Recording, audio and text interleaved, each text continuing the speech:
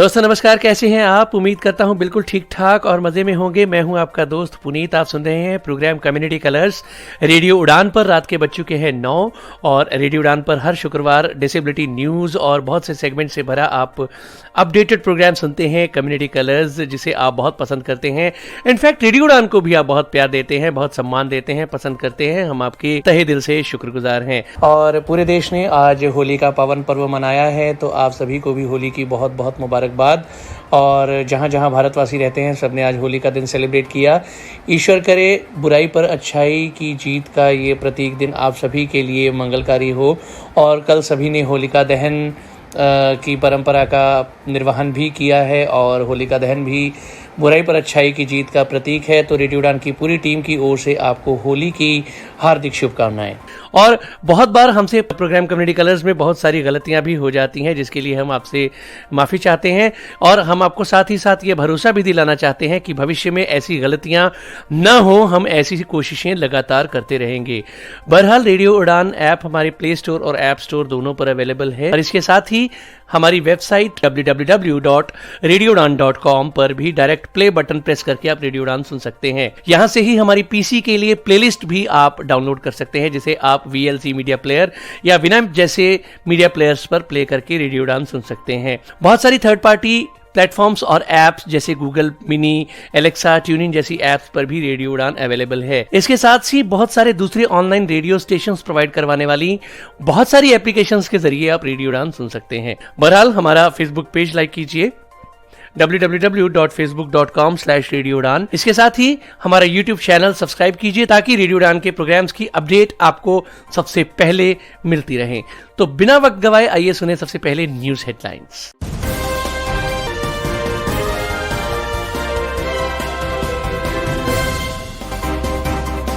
विकलांगों के अधिकारों का प्रबल समर्थन। संघर्षों के बाद मिली चेन्नई में बीच पर एक सुहानी शाम। महिला दिवस पर माताओं ने कहा कि बच्चों की देखभाल करना है महत्वपूर्ण, साथ ही आत्म देखभाल भी है जरूरी। मानसिक विकलांग व्यक्तियों के अधिकारों पर चलाया गया जागरूकता अभियान। सुप्रीम कोर्ट ने एक और मेडिकल छात्र को दी राहत। थैलेसीमिया से पीड़ित लोग अब दिल्ली सरकार द्वारा संचालित GBT अस्पताल से विकलांगता प्रमाण पत्र प्राप्त कर सकते हैं। सुनिए सारा सनी की कहानी, जो है भारत की पहली सुनने में अक्षम वकील। पैरासाइक्लिस्ट से लेकर ई-कॉमर्स डिलीवरी बॉय बन चुके संजय दास कर रहे हैं हजारों अन्य विकलांग लोगों का प्रतिनिधित्व।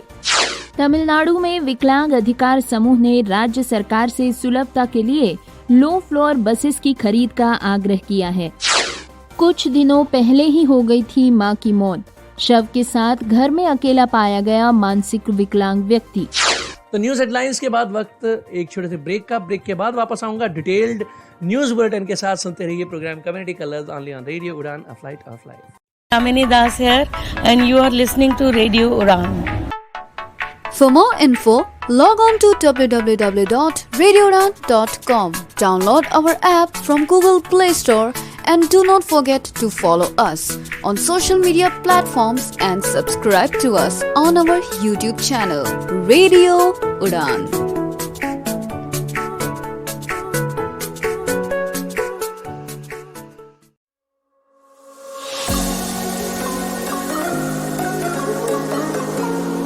क्या आप एक अच्छे गेट टुगेदर के बारे में सोच रहे हैं? क्या आप अपने स्किल्स को और एनहांस करना चाहते हैं, या आप जानना चाहते हैं अपकमिंग टेक्नोलॉजी के बारे में? क्या आप अपना खुद का ब्रांड तैयार करना चाहते हैं, या आप तलाश में हैं मीनिंगफुल एम्प्लॉयमेंट अपॉर्चुनिटीज की? तो iSTEM इवेंट लाया है आपके लिए सुनहरा मौका। ज्वाइन कीजिए दिल्ली में 25 और 26 मार्च 2022 को iSTEM इवेंट 2022। ज्यादा जानकारी के लिए या रजिस्टर करने के लिए अपने किसी भी वेब ब्राउजर में URL टाइप करें bit.ly/ISTEMEVENT2022। Welcome back to your own favourite show community colours only on radio Udaan, a flight of life. मैं हाजिर हो चुका हूं आपका दोस्त पुनीत। ब्रेक के बाद और न्यूज हेडलाइंस हो चुकी हैं, और अब आइए चलते हैं डिटेल्ड न्यूज बुलेटिन के साथ गौरी की ओर। हेलो दोस्तों, मैं हूँ आरजे गौरी। आप सभी का एक बार फिर से दिल से स्वागत करती हूँ आपके अपने news and update program show community colours में। दोस्तों, अब तक प्रोग्राम में हेडलाइंस हो चुकी है और अब समय है खबरों को विस्तार से सुनने का। तो आइए सुनते हैं न्यूज बुलेटिन विस्तार से। सुनिए सारा सनी की कहानी, जो है भारत की पहली सुनने में अक्षम वकील।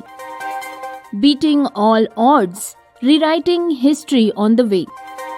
फ्रेंड्स, कर्नाटक उच्च न्यायालय के पूर्व न्यायाधीश न्यायमूर्ति वेणुगोपाल गौड़ा ने युवा सारा की प्रशंसा की जब वो अपने कर्नल के साथ मध्यस्थता की कार्रवाई में शामिल हुई। सारा सनी पैदा होने के समय से ही सुन बोल नहीं सकती थी, लेकिन ये चीज उसके लिए कोई बाधा नहीं बनी। दृढ़ता और कड़ी मेहनत से प्रेरित होकर उन्होंने पूरे देश में पहली सुनने में अक्षम वकील बनने के लिए काम किया। दोस्तों, ये भारत के कानूनी क्षेत्र में एक मील का पत्थर है। सारा के बारे में प्रेरणादायक बात यह है कि खामोशी की दुनिया में रहने के बावजूद वो बड़ी होकर अपने जैसे अन्य लोगों की आवाज बनी। एक उत्साही नर्तकी और एक प्रेरित वकील बनने के बाद से अब उसकी विकलांगता को वो अपने सपने के रास्तों में नहीं आने देती है। दोस्तों, जब हम अग्रणी महिलाओं के बारे में सोचते हैं तो हम रोजमर्रा के नायकों से थोड़ा आगे निकल जाते हैं, लेकिन जब हम सारा की कहानी सुनते हैं तो हमें पता चलता है कि सुनने में अक्षम महिलाएं कितनी सबल बन सकती हैं। फ्रेंड्स, सारा ने अपनी कहानी दुनिया के साथ साझा की है। आइए सुनते हैं क्या कहती है सारा अपने और अपने संघर्ष के बारे में। मैं सारा सनी हूँ और मैं एक सुनने में अक्षम वकील हूँ। बेशक मैं अपने देश की पहली सुनने में अक्षम वकील हूँ। मैंने अपनी विकलांगता के सामने आने वाली चुनौतियों को पार करने के लिए ही चुना है। मैं खुद को वास्तव में सक्षम मानती हूँ। मैंने बेंगलोर में सेंट जोसेफ कॉलेज लॉ से 3 साल का LLB स्नातक किया है। कानून की पढ़ाई करने से पहले मैंने ज्योति निवास कॉलेज से वाणिज्य में स्नातक किया था। मेरे माता पिता सनी और बेटी है। मेरे पिता कोट्टायम से चार्टर्ड अकाउंटेंट है। मेरे 2 बहन भाई हैं। मरिया मेरी जुड़वा बहन एक चार्टर्ड अकाउंटेंट है और मेरा भाई प्रतीक एक इंजीनियर है। जब मैं छोटी सी थी तो अक्सर सभी से सही और गलत के बारे में बहस करती रहती। मैं लोगों को बुलाती और उनकी गलतियां सही कराती। मैंने हमेशा चीजों पर सवाल उठाया। मुझे अविवादित रूप से तर्क वितर्क करते हुए देखकर मेरे पिता ने एक बार कहा था, तुम अच्छी वकील बनोगी। उन्हें तब क्या पता था कि वो मेरे जीवन में एक सपने का बीज बो रहे थे। अभी तक तो मैं हाईकोर्ट में पेश नहीं हुई हूँ, लेकिन मैं कई न्यायाधिकरणों और मध्यस्थता के कार्रवाई के लिए पेश हुई थी। मेरी हाल ही की उपस्थिति के दौरान न्यायमूर्ति वेणुगोपाल गौड़ा ने मेरी बहुत सराहना की है। उन्होंने तो यहाँ तक कि कह दिया कि मुझे अगली बार मध्यस्थता का नेतृत्व करना होगा, भले ही उच्च न्यायालय में ये इतना आसान ना हो। दोस्तों, मेरे लिए सबसे बड़ी बाधा गति होती है। मैं दूसरे उनके होठों को पढ़कर क्या कह रहे हैं ये समझने की कोशिश करती हूँ, लेकिन जब तक वे धीमी गति से बात नहीं करते, मेरे लिए ये समझना मुश्किल है कि वे क्या संवाद कर रहे हैं। हो सकता है कि उच्च न्यायालय के पास हमेशा मेरी प्रतीक्षा करने का समय ना हो। एक और मुद्दा ये है कि न्यायाधीश अपने मास्क पहने होंगे और इसीलिए मेरे लिए दुभाषिए के बिना काम करना असंभव हो जाता है। इन बाधाओं को पार करने के लिए दुभाषिया बनाए रखना मेरा पहला कदम होगा। अगर अदालतों में ऐसा माहौल है जहां विकलांग लोग अपना काम कर सकते हैं, तो मुझे लगता है कि ये काफी है। मुझे लगता है कि और लोग आगे आएंगे और मुझसे जुड़ेंगे। एक दुभाषिया कुशलता पूर्वक बता सकता है कि हम अदालत में क्या बहस कर रहे हैं और हम उसे बता सकते हैं कि हम क्या सोचते हैं। एक और चीज है जो मेरी मदद कर सकती है। जैसा कि मैंने कहा, जब लोग धीरे बात करते हैं तब बहुत फर्क पड़ता है। मेरे जजेस और वकीलों के बीच कम्युनिकेशन गैप को कम करने वाला सॉफ्टवेयर भी फायदेमंद होगा। यहाँ शायद सब कुछ टाइप करने का विकल्प हो सकता है जिससे हम संवाद करना चाहते हैं। इस क्षेत्र में कई संभावनाएं तलाश की जा सकती हैं। लेकिन ये पूरी कोशिश एक बात पर आकर रुक सकती है, और वो है मानसिक अवरोध। शुरुआत में मुझे लगता है कि लोगों की मानसिकता में बदलाव करने की जरूरत है। हम अक्सर पूर्वाग्रह और परिहार जैसी सामाजिक बाधाओं को दूर करते हैं। जब हम किसी मामले में पेश होते हैं तो अगर कोई सहयोग करता है और कोई थोड़ा धैर्य दिखाता है तो इससे चीजें सुलझ सकती हैं। विकलांग लोग सोचते हैं कि वे कुछ भी बड़ा नहीं कर सकते, लेकिन वे गलत है। आपको पढ़ना चाहिए और अन्य बच्चों की तरह शिक्षा प्राप्त करनी चाहिए। अपने आप को सीमित मत करो। मुझे उम्मीद है कि एक दिन हम सभी के साथ किसी भी अक्षमता के बावजूद हम समान व्यवहार करना सीख जाएंगे। एक दिन हम इस दुनिया को एक समावेशी जगह बनाएंगे। दोस्तों, सारा ने कानूनी बिरादरी के लिए अधिक मिलनसार और धैर्यवान होने का मार्ग प्रशस्त किया है। बाधाओं को तोड़कर उसने क्षेत्र को और अधिक सुलभ बना दिया है। वो इस बात की गवाही देती है कि दृढ़ संकल्प और साहस से लैस होकर कोई भी व्यक्ति दुनिया को बदल सकता है। जरूरत है तो एक समय में एक छोटा कदम उठाने की। विकलांगों के अधिकारों का प्रबल समर्थन, संघर्षों के बाद मिली चेन्नई में बीच पर एक सुहानी शाम। दोस्तों, स्मिता सदाशिवन की हर परीक्षा से पहले स्मिता की माँ उन 3 घंटों के दौरान अपनी बेटी को होने वाली असुविधा के स्तर का आकलन करने के लिए परीक्षा केंद्र का विस्तृत निरीक्षण दौरा करती हैं। फ्रेंड्स, स्मिता को 19 साल की उम्र में मल्टीपल स्क्लेरोसिस का पता चला था। उसे इसके प्राथमिक लक्षण के रूप में अत्यधिक थकान का सामना करना पड़ा। परीक्षा केंद्रों के दुर्गम बेंच और शौचालय केवल उच्च मंजिलों पर उपलब्ध होने के कारण स्मिता को अपनी परीक्षा पूरी करने से पहले अक्सर हर कुछ मिनट में लेटना पड़ता था। जब वो मंदिरों, बस स्टॉप और रेलवे स्टेशनों का दौरा कर रही थी, तब भी यही सब होता रहता। लेकिन आज स्मिता विद्यासागर की छात्रा है, जो विकलांग बच्चों के लिए एक विशेष स्कूल है। स्कूल के साथ अपने जुड़ाव के माध्यम से और विकलांगता अधिकार गठबंधन के सदस्य के रूप में लॉबिंग के परिणाम स्वरूप स्मिता आशावादी जीवन जी रही है। विद्यासागर और डिसेबिलिटी राइट्स अलायंस की मदद से अब उसे समुद्र तट पर एक ठंडी शाम का आनंद लेने के बारे में सोचकर अच्छा लगता है। इन दोनों संगठनों के 5 साल की लंबी यात्रा के माध्यम से उनके प्रयासों के लिए धन्यवाद। तमिलनाडु की मरीना बीच में पहले से उपलब्ध 4 बीच व्हील चेयर्स के अलावा नम्मा चेन्नई सेल्फी पॉइंट के पीछे 230 मीटर लंबा पर्यावरण के अनुकूल रैंप बनाया गया है। स्मिता कहती है, अच्छा मानसिक स्वास्थ्य हर किसी का अधिकार है और पार्कों और समुद्र तटों पर प्रकृति तक पहुंच विकलांग लोगों के लिए अनिवार्य है। समुद्र तट सार्वजनिक स्थानों की सूची में सबसे ऊपर है, जो विद्यासागर के विकलांग छात्र चाहते हैं। हमने इसे 2016 में जीसीसी के उपायुक्त को एक सुझाव के रूप में लिखा था। एएआई ने श्रीनगर अंतर्राष्ट्रीय हवाई अड्डे को विकलांगों के अनुकूल बनाने की दिशा में उठाया पहला कदम। संचार बाधाओं वाले व्यक्तियों के लिए सांकेतिक भाषा सेटअप में प्रशिक्षित कर्मचारियों के साथ हेल्प डेस्क भी कराया जा रहा है उपलब्ध। दोस्तों, श्रीनगर हवाई अड्डे पर विकलांग व्यक्तियों के लिए यात्रा आसान होने जा रही है, क्योंकि भारतीय विमानपत्तन प्राधिकरण एएआई ने हाल ही में एक हेल्प डेस्क स्थापित किया है, जहां संचार बाधाओं वाले व्यक्तियों के लिए सांकेतिक भाषा की सहायता भी उपलब्ध कराई जाएगी। संचार बाधाओं वाले व्यक्तियों के लिए सांकेतिक भाषा में प्रशिक्षित कर्मचारियों के साथ एक अलग हेल्प डेस्क प्रदान किया गया है, ताकि वे अपनी यात्रा के समय को बर्बाद न करें या खो न जाए। उल्लेखनीय ये है कि ये कदम इस वर्ष 4 जनवरी को विकलांग व्यक्तियों से संबंधित स्थानीय समिति के गठन के लिए हुई बैठक के मद्देनजर उठाया गया है। बैठक में हवाई अड्डे के अधिकारियों के अलावा स्थानीय गैर सरकारी संगठनों और हवाई अड्डे के सभी हितधारकों ने हिस्सा लिया। बैठक के कार्यवृत्त के अनुसार हितधारकों ने जोर देकर कहा था कि हवाई अड्डे की ओर एक अलग आरक्षित नामित गेट होना चाहिए, जिससे विकलांग यात्री ड्रॉप गेट और प्रस्थान प्रवेश द्वार पर हवाई अड्डे में प्रवेश कर सके।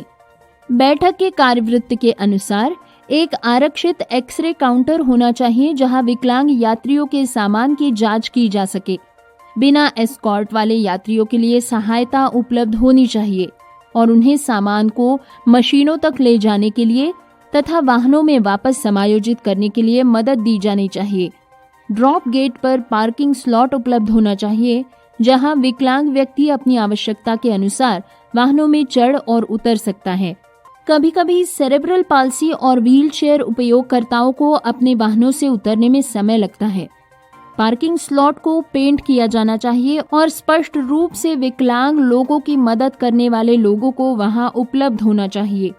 दोस्तों, सिफारिशों में आगे कहा गया है कि सभी बिंदुओं पर सुरक्षा प्रतिनिधि को लाभ, छूट और विकलांग व्यक्तियों से डील करने के बारे में पता होना चाहिए। टेबल और डेस्क व्हील चेयर यात्रियों के लिए आवश्यक आयामों के होने चाहिए। तालिकाओं में व्हील चेयर के सामने वाले हिस्से को समायोजित किया जाना चाहिए ताकि डेस्क पर अतिथि एजेंट और व्हील चेयर उपयोगकर्ता अतिथि के बीच दूरी अधिक न हो। साथ ही बैठक की सिफारिशें कहती हैं कि व्हील चेयर बाध्य यात्री और चेक इन कर्मचारियों के बीच बातचीत में आसानी के लिए कम ऊंचाई वाले निर्धारित चेक इन काउंटर्स प्रदान किए जाने चाहिए। विकलांग मेहमानों के लिए लगभग कोई चार्जिंग पॉइंट या स्विच उपलब्ध नहीं है। वीआईपी लाउंज सहित सभी प्रतीक्षालय में सुलभ स्विच बोर्ड और चार्जिंग पॉइंट्स होने चाहिए। दोस्तों, आगे सिफारिशों में कहा गया है कि दृष्टिबाधित व्यक्तियों की सहायता की जानी चाहिए और सभी सामग्री ऑडियो प्रारूप में उपलब्ध होनी चाहिए ताकि वे अपने मोबाइल फोन के माध्यम से अपने टिकट की जानकारी, बोर्डिंग पास की जानकारी प्राप्त कर सके।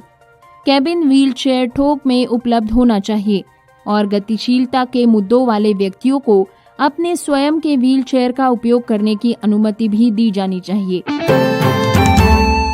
न्यायाधीश ने वॉलमार्ट को डाउन सिंड्रोम वाले कर्मचारी को फिर से काम पर रखने के दिए आदेश।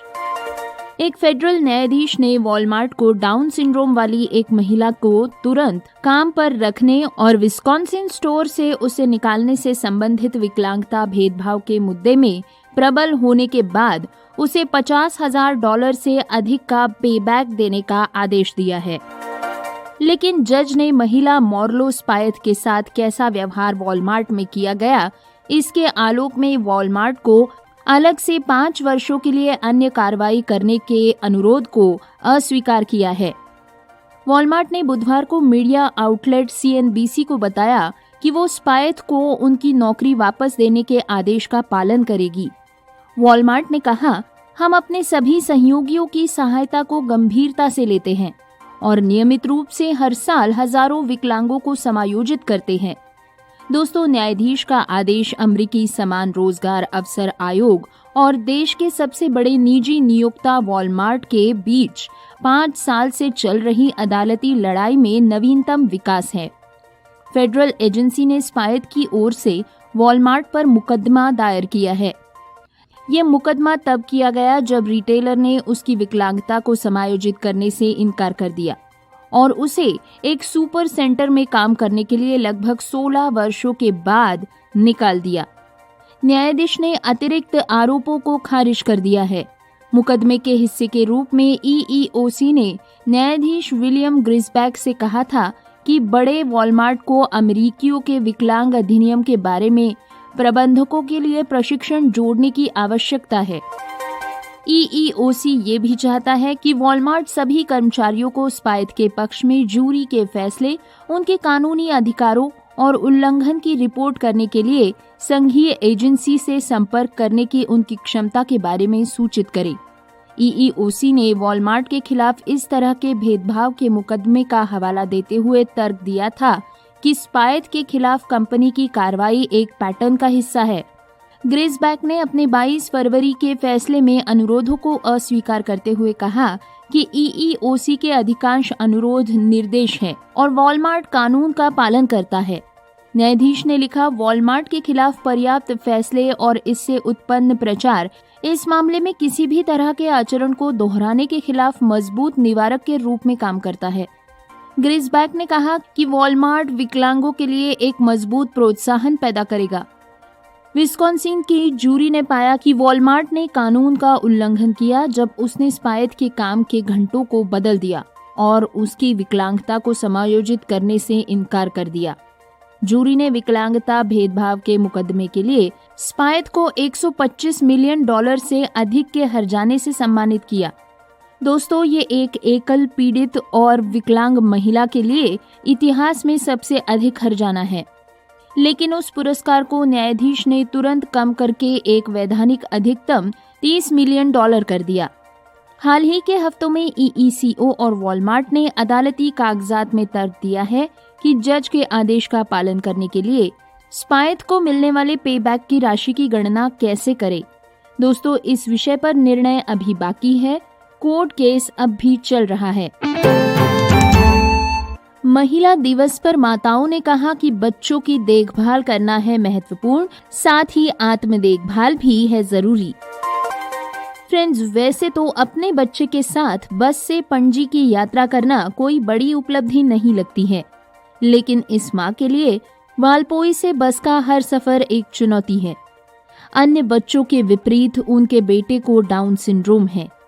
उन्होंने कहा कि वो उसके देर से विकास के बारे में चिंतित है, लेकिन उसे प्रोत्साहित करना जारी रखती है। वो उसे खड़े होने और सरल कार्य करने के लिए प्रेरित करने के लिए मीरामार समुद्र तट पर ले आती है।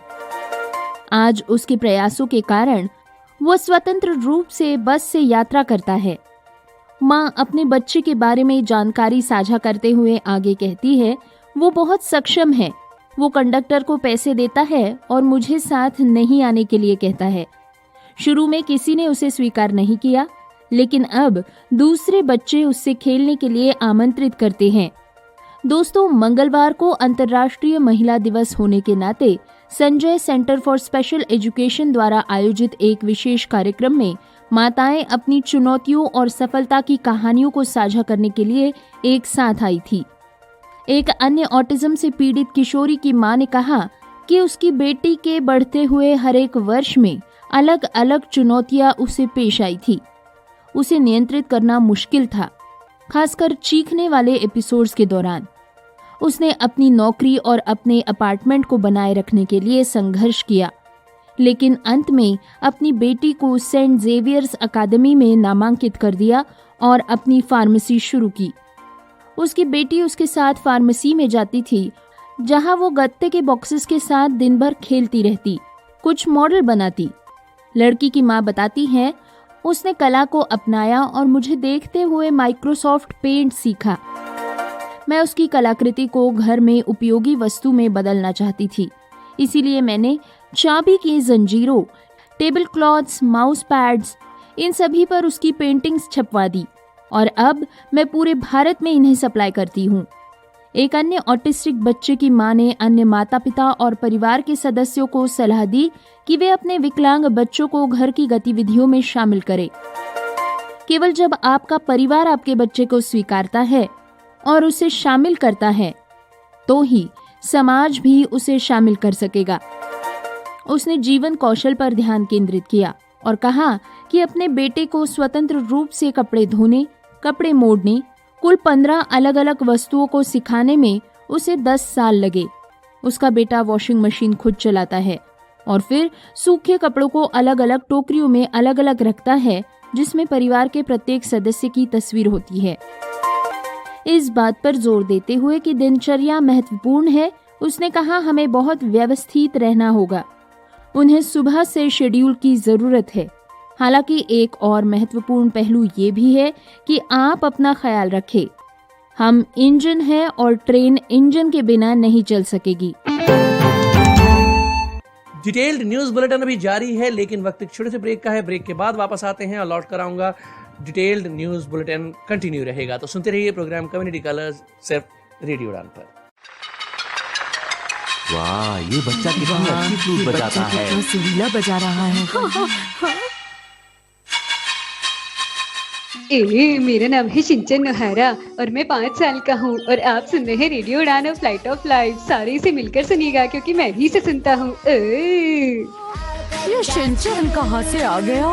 जोर से घूमे हम तुम झूमे, नाचो नाचो और सबको घुमा दो।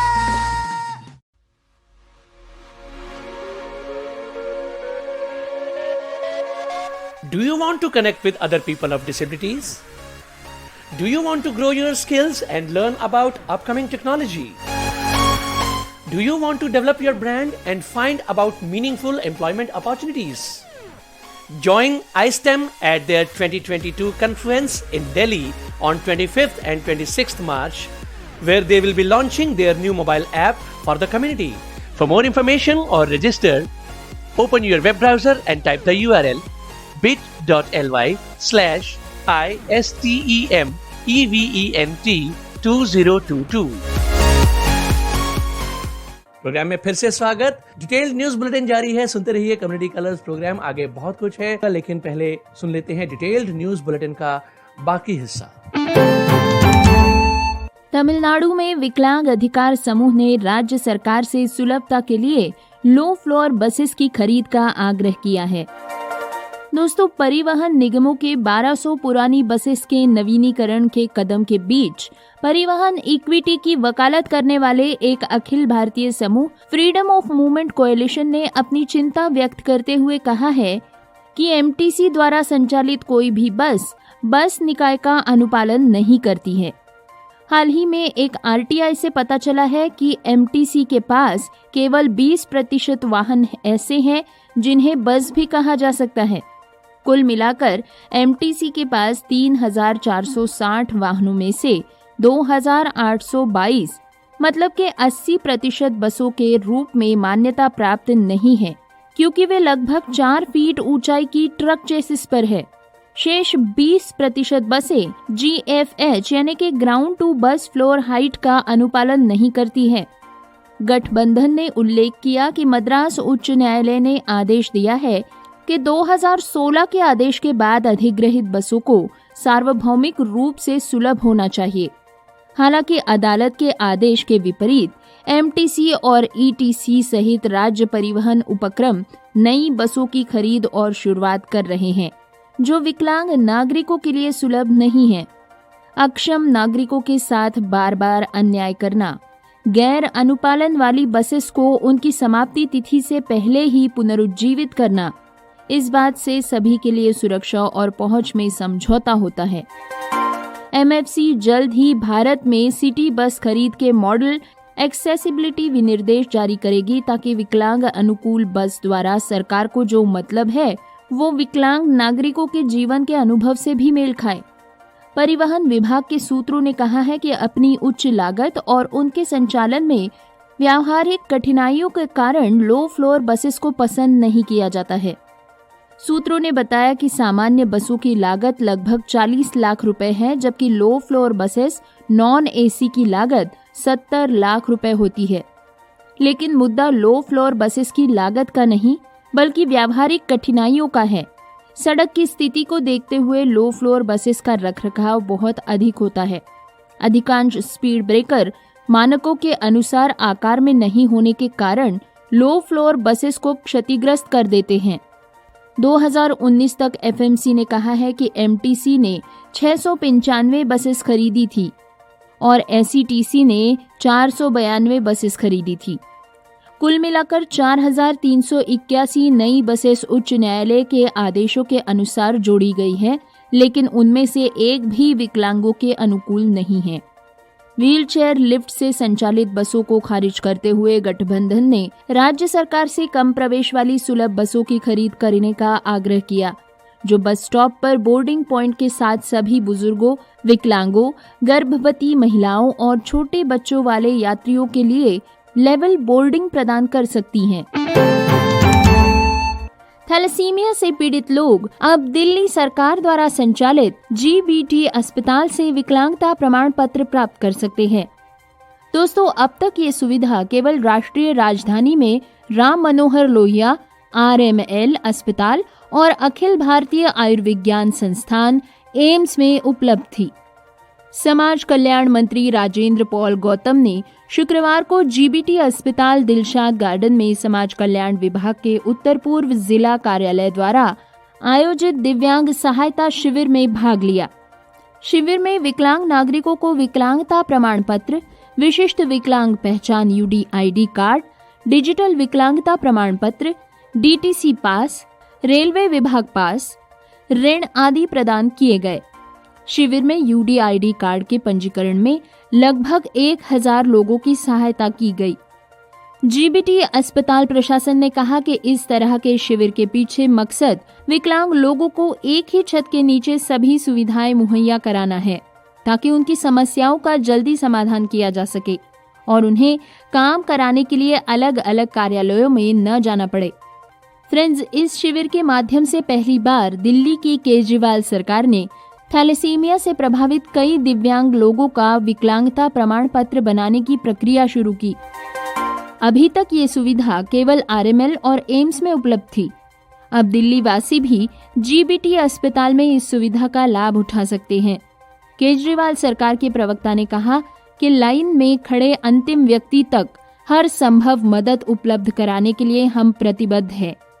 उन्होंने ये घोषणा की कि दिल्ली सरकार जल्द ही विकलांग लोगों के लिए उनके जीवन की गुणवत्ता बढ़ाने और सार्वजनिक सेवाओं को और अधिक सुलभ बनाने के लिए नई योजनाएं शुरू करेगी। उन्होंने कहा कि साथ ही केजरीवाल सरकार दिव्यांगों के लिए हर जिले में एक चिकित्सीय पुनर्निर्वास केंद्र स्थापित करने की प्रक्रिया में है। फ्रेंड्स, जीबीटी अस्पताल द्वारा उपलब्ध कराए गए आंकड़ों के अनुसार 2 दिवसीय शिविर के लिए 838 लोगों ने पंजीकरण किया। 471 लोगों ने विकलांगता प्रमाण पत्र जारी करने के लिए OPD विभाग में पंजीकरण कराया। 202 लोगों का चिकित्सक मूल्यांकन किया गया। 114 लोगों को प्रमाण पत्र जारी किए गए। शिविर में हड्डी रोग, ENT, आंख, न्यूरोसर्जन, न्यूरोलॉजी मेडिसिन, पीडियाट्रिक्स और बर्न्स और प्लास्टिक सर्जरी जैसे कई विभागों के डॉक्टर्स एक अस्पताल में विकलांगों की लगभग सभी 21 श्रेणियों का मूल्यांकन सुनिश्चित करने के लिए मौजूद थे। मानव व्यवहार और संबंध विज्ञान संस्थान IHBAS की एक विशेष टीम भी यहाँ मौजूद थी। निःशक्त व्यक्तियों को अक्सर परीक्षण के लिए एक अस्पताल से दूसरे अस्पताल जाने में कठिनाई होती है और उनकी विकलांगता के आकलन के लिए विशेषज्ञ मेडिकल बोर्ड की आवश्यकता होती है, क्योंकि सुनने और बोलने में अक्षमता से लेकर थैलेसीमिया, एसिड अटैक और आत्मकेंद्रिता विकलांगों के कई प्रकार हो सकते हैं। अस्पताल में शिविर का नेतृत्व चिकित्सा निदेश डॉक्टर सुभाष गिरी, अतिरिक्त चिकित्सा निदेशक डॉक्टर रंजत झाम और शरीर विज्ञान के प्रोफेसर डॉक्टर सत्येंद्र सिंह ने किया, जो खुद भी कम उम्र में पोलियो से पीड़ित थे और मुखर विकलांगता कार्यकर्ता है। डॉक्टर गिरी ने बताया कि हम उम्मीद कर रहे थे कि 50-60 विकलांग व्यक्ति प्रमाण पत्र जारी करने के लिए आ सकते हैं, लेकिन लगभग 850 उम्मीदवार विभिन्न प्रकार की आवश्यकताओं के लिए आए, जैसे विकलांगता प्रमाण पत्र जारी करना, रेलवे रियायत प्रमाण पत्र, DTC पास और सरकार द्वारा प्रदान की जाने वाली अन्य सेवाओं के बीच व्हीलचेयर आवश्यकताएं। ये हमारे कार्यक्रम के लिए एक अच्छी शुरुआत साबित हुई है। कुछ दिनों पहले ही हो गई थी मां की मौत। शव के साथ घर में अकेला पाया गया मानसिक विकलांग व्यक्ति। फ्रेंड्स, कोलकाता पुलिस के मुताबिक एक मानसिक रोगी अपनी मां के क्षत विक्षत शव के साथ रहते हुए पाया गया। कोलकाता में मानसिक रूप से विकलांग व्यक्ति अपनी दिवंगत मां के शरीर के साथ उसके घर में मिला। पुलिस ने इस घटना के बारे में जानकारी देते हुए कहा कि इस घटना ने 2015 के रॉबिन्सन स्ट्रीट केस की यादें फिर से ताज़ा कर दी। ये मामला शहर के गरफा इलाके का बताया जा रहा है। पुलिस ने महिला के शरीर को पोस्टमार्टम के लिए भेज दिया ताकि मौत का कारण पता चले, जबकि उनके विकलांग बेटे को इलाज के लिए सरकारी SSKM अस्पताल भेजा गया है। कोलकाता पुलिस ने कहा कि प्रारंभिक जांच से पता चला कि अरुणा डे शहर में अपने बेटे कौशिक डे के साथ कई सालों से रह रही थी। पुलिस ने कहा कि उनके पति संग्राम डे, जो भाभा परमाणु अनुसंधान केंद्र के पूर्व कर्मचारी थे, उनकी 2021 में मृत्यु हो गई थी। बताया जाता है कि पुलिस को स्थानीय लोगों से सूचना मिली कि डे के घर पर कोई गतिविधि नहीं है। पुलिस अधिकारी ने कहा कि जांच करने पर हमें महिला का शव बिस्तर पर मिला और उसका बेटा उसके बगल में। पुलिस अधिकारी ने साथ ही ये भी बताया कि महिला 2 सालों से लकवे से पीड़ित थी और ऐसा लगता है कि कुछ दिनों पहले ही उसकी मौत हो गई थी। जून 2015 में पुलिस को रॉबिन्सन स्ट्रीट पर अरविंद डे की मौत की जांच के दौरान इंजीनियर पार्थ डे को अपनी बहन देवजानी डे और 2 कुत्तों के कंकालों के साथ रहते हुए पाया गया था। पुलिस को इस घटना का पता तब चला जब वो पार्थ डे के पिता अरविंद डे की मौत की जांच करने उनके घर पहुंची थी। मानसिक विकलांग व्यक्तियों के अधिकारों पर चलाया गया जागरूकता अभियान। दोस्तों, हाल ही में हुए अंतर्राष्ट्रीय महिला दिवस के अवसर पर समावेशी जीवन के लिए नागरिकों की महिला सदस्यों ने चंडीगढ़ में मानसिक विकलांग व्यक्तियों के अधिकारों पर जागरूकता अभियान का आयोजन किया। ये जागरूकता अभियान देखभाल करने वालों के रूप में महिलाओं की चिंताएं और अनुभवों पर केंद्रित था। एक विशेष बच्चे की मां ने कहा, समाज और सरकार शायद ही कभी प्राथमिकता देखभाल करने वालों के रूप में महिलाओं के कष्टों और मुश्किलों को स्वीकार करे। इस मौके पर मटका चौक पर इकट्ठी होने वाली ज्यादातर महिलाएं बूढ़ी मां थी जो लगातार मानसिक रूप से विकलांग बच्चों के कल्याण की चिंता कर रही थी। वे मानसिक रूप से विकलांग व्यक्तियों के लिए सहायता प्राप्त करने की सुविधा के लिए प्रशासन से गुहार लगाते दिखाई दी। पिछले 3 वर्षों में 70 से अधिक वृद्ध माता पिता और देखभाल करने वालों ने केंद्र शासित प्रदेश और केंद्र सरकार को लगभग 500 अभ्यावेदन भेजे हैं। समावेशी जीवन के लिए नागरिक, माता पिता, वरिष्ठ नागरिकों और मानसिक स्वास्थ्य पेशेवरों का एक समूह Indira holiday home sector 24 Chandigarh में एक शांति चिकित्सा गांव का प्रस्ताव कर रहा है। सुप्रीम कोर्ट ने एक और मेडिकल छात्र को दी राहत। दोस्तों, हाल ही में चिन्मय पार्थ सारथी भट्टाचार्य बनाम भारत संघ इस केस में सुप्रीम कोर्ट ने एक और मेडिकल छात्र को राहत दी है, जिसे उसकी विकलांगता का हवाला देते हुए पीजी के प्रवेश से वंचित कर दिया गया था। दोस्तों, एक दुर्घटना के कारण उसकी विकलांगता का हवाला देते हुए पोस्ट ग्रेजुएट कोर्स में प्रवेश से उसे वंचित कर दिया गया।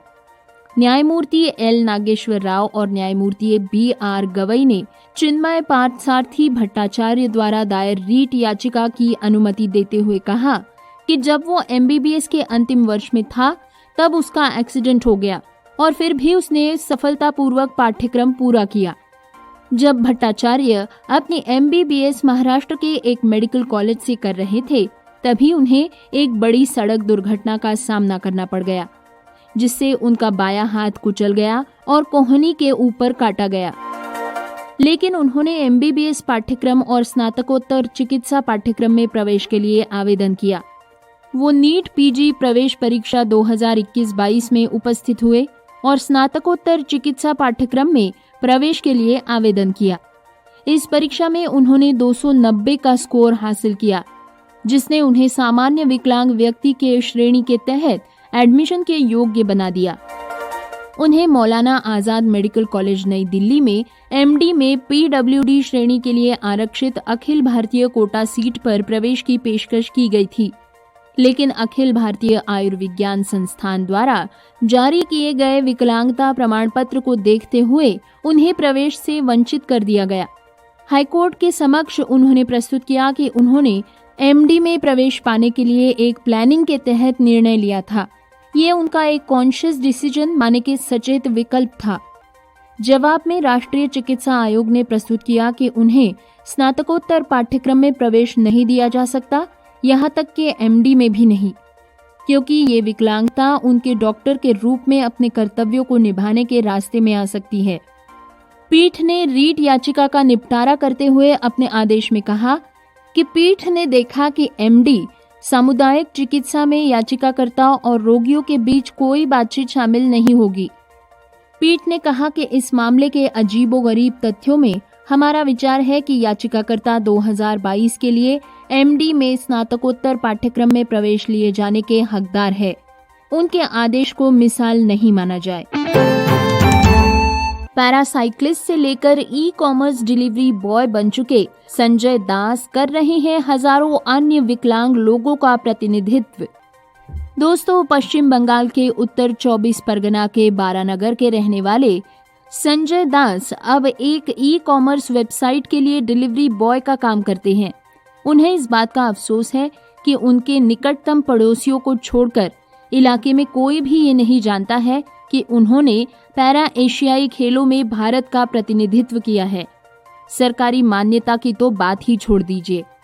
वर्षों बाद वो अब भी साइकिल चलाते हैं, लेकिन सरकारी उदासीनता के साथ उनकी किस्मत ने अब उन्हें अपने परिवार को चलाने के लिए पेडल दबाने पर मजबूर कर दिया है।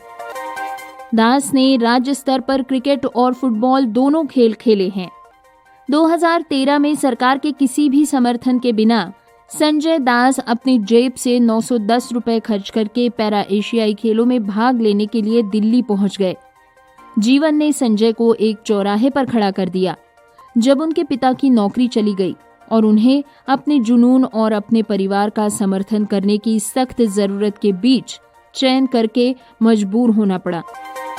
इस उभरते हुए सितारे ने अंततः अपने जुनून को अश्रुपूर्ण विदाई दे दी।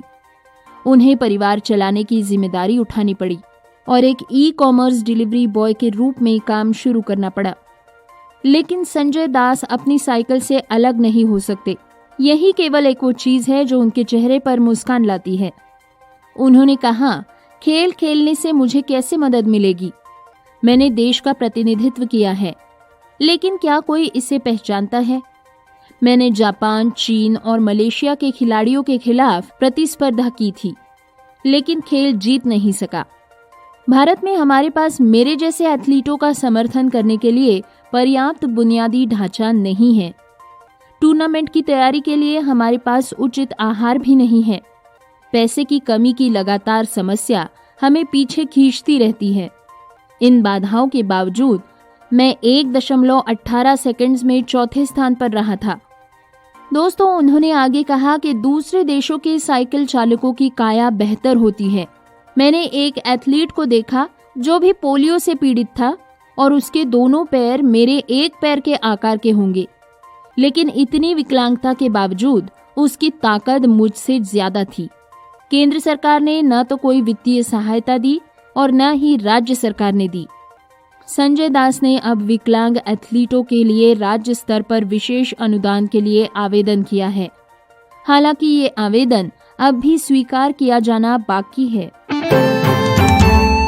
तो डिटेल न्यूज़ बुलेटिन में आपने अब तक की जो इस वीक की खास खबरें सुनी और उम्मीद करते हैं कि आपको नई नई अपडेट्स ज़रूर मिली होंगी। और हम हमेशा कहते हैं कि आप भी अगर कोई अपडेट हम तक पहुंचाना चाहते हैं तो mail@radioudan.com या radioudan@gmail.com पर भी आप हमें न्यूज़ भेज सकते हैं और हमारी कोशिश होगी कि उस न्यूज़ को वेरीफाई करके इस प्रोग्राम में हम शामिल करें। तो बहरहाल डिटेल न्यूज़ बुलेटिन के बाद वक्त एक ब्रेक के बाद वापस आएंगे। तो सुनते रहिए programme community colours only on radio Udaan, a flight of life. ओफो मम्मा, आप कहाँ जा रही हो? मुझे बहुत सारा होमवर्क करना है और मुझे कुछ समझ में नहीं आ रहा, मुझे मीनिंग भी समझ में नहीं आ रही, मैं कैसे करूँगी? ओफो बेटा, आपको पता है ना कि ऑफिस जाने का टाइम है। प्लीज बेटा, मैं शाम को आकर आपको पूरी इंग्लिश पढ़ा दूंगी, सब चीज समझा दूंगी। ओके बेटा? मम्मा भी चले गए, पापा भी चले गए, भैया भी नहीं है। अब मैं अपना इंग्लिश का होमवर्क कैसे करूँगी? अगर मुझे इंग्लिश के वर्ड्स आते तो मैं सारा होमवर्क कर लेती, पर मैं अब किससे पूछूं? ये परेशानी सिर्फ रिया को नहीं, उन सारे लोगों को होती है जिनकी इंग्लिश की वोकैबुलरी थोड़ी सी कमजोर है। आपकी वोकैबुलरी को और भी स्ट्रॉन्ग बनाने के लिए आज ये दिव्या लेकर आ रही है वोकैबुलरी डोज।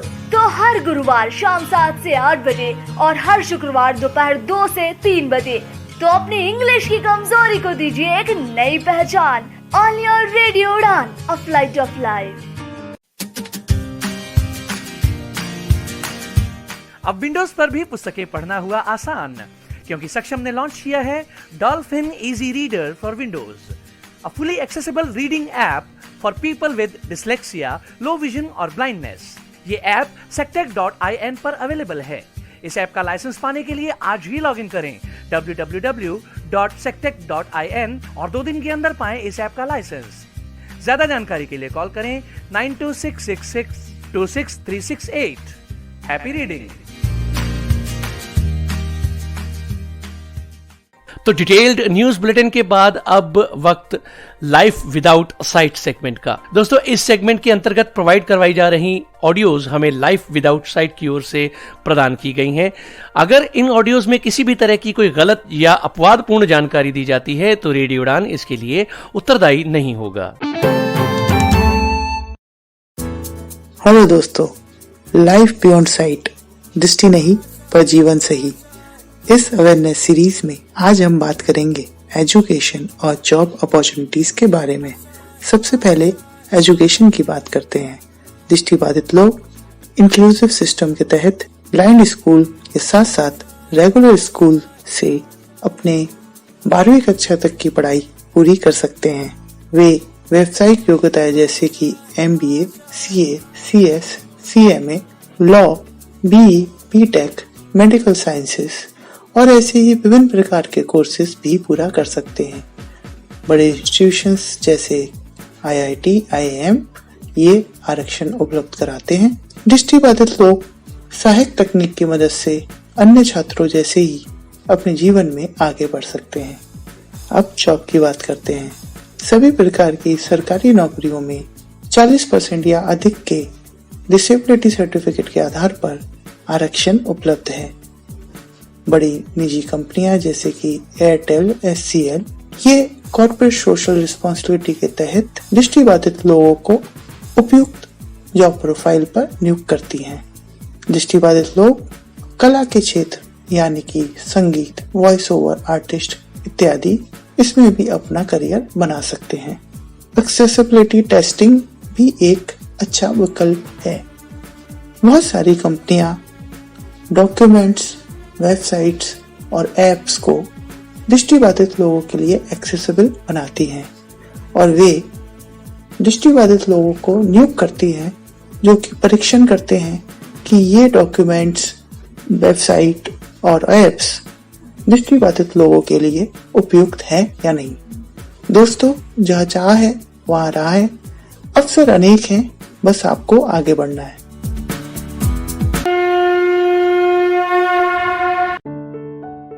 तो मिल गई ना पूरी जानकारी एजुकेशन और जॉब के बारे में।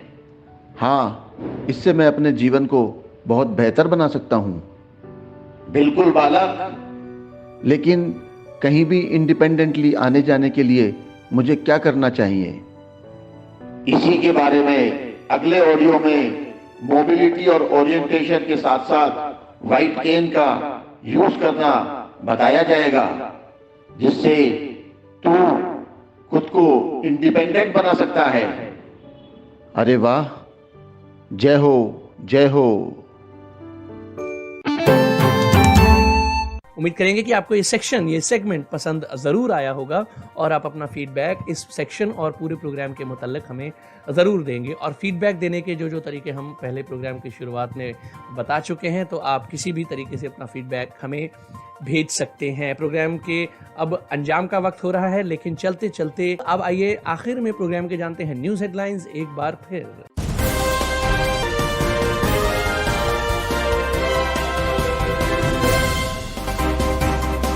विकलांगों के अधिकारों का प्रबल समर्थन, संघर्षों के बाद मिली चेन्नई में बीच पर एक सुहानी शाम।